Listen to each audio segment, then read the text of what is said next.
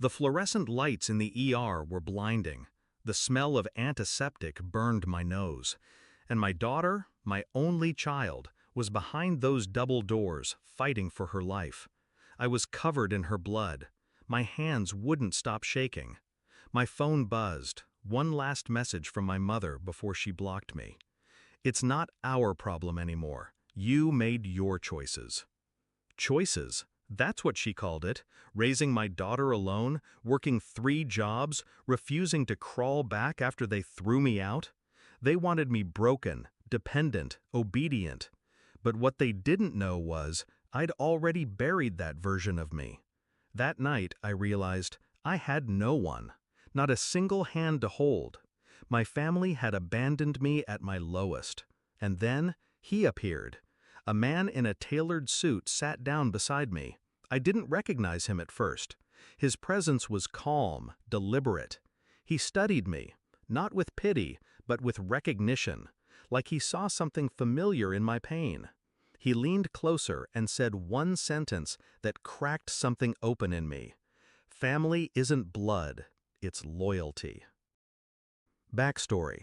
It wasn't always like this. There was a time when I believed my mother loved me, when she'd stroke my hair and whisper that she'd always protect me. But love, I learned, had conditions in our house.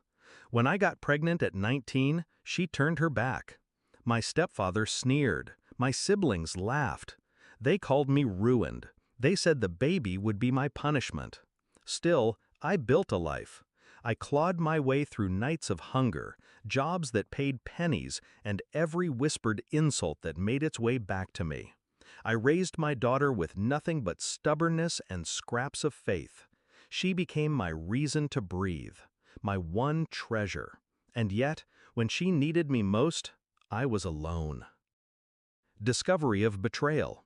When I called my mother from the ambulance, her voice was ice. Why should we care? You walked away from this family years ago. Don't call again. That was it. No hesitation, no sympathy, just dismissal. It was then I understood the truth. They never cut me off to punish me.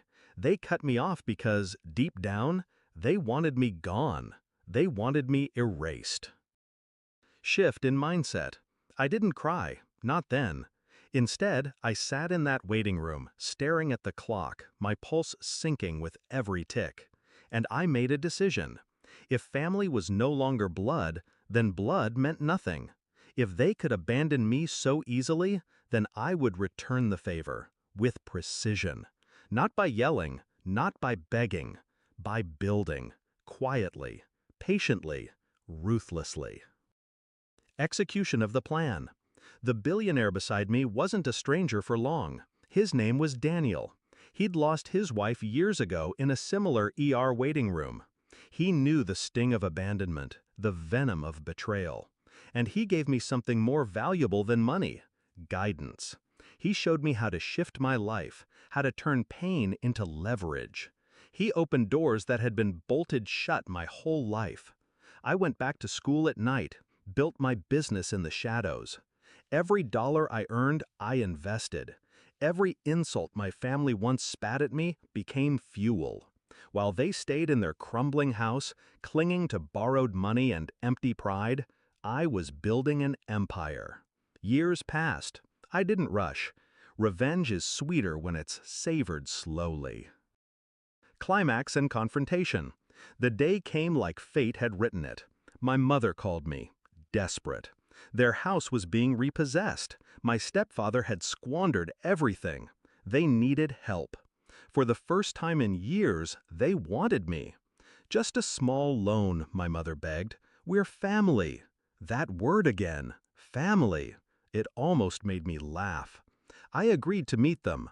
Neutral ground, a coffee shop downtown. I arrived in a car they couldn't dream of affording, in clothes that whispered success. The look on their faces was priceless. They barely recognized me. "You've done well," my stepfather muttered, masking envy with forced civility. I sipped my coffee slowly, savoring the moment. Yes, I have. Then I leaned in, locked eyes with my mother, and repeated the same words the billionaire once gave me. Family isn't blood, it's loyalty.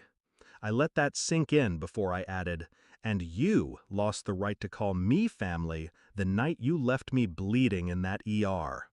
Her mouth opened, closed. My stepfather stammered something about forgiveness, about moving on. I stood, dropped $100 bill on the table. Not for them, but for the coffee. You wanted me erased, I said calmly. Consider it done.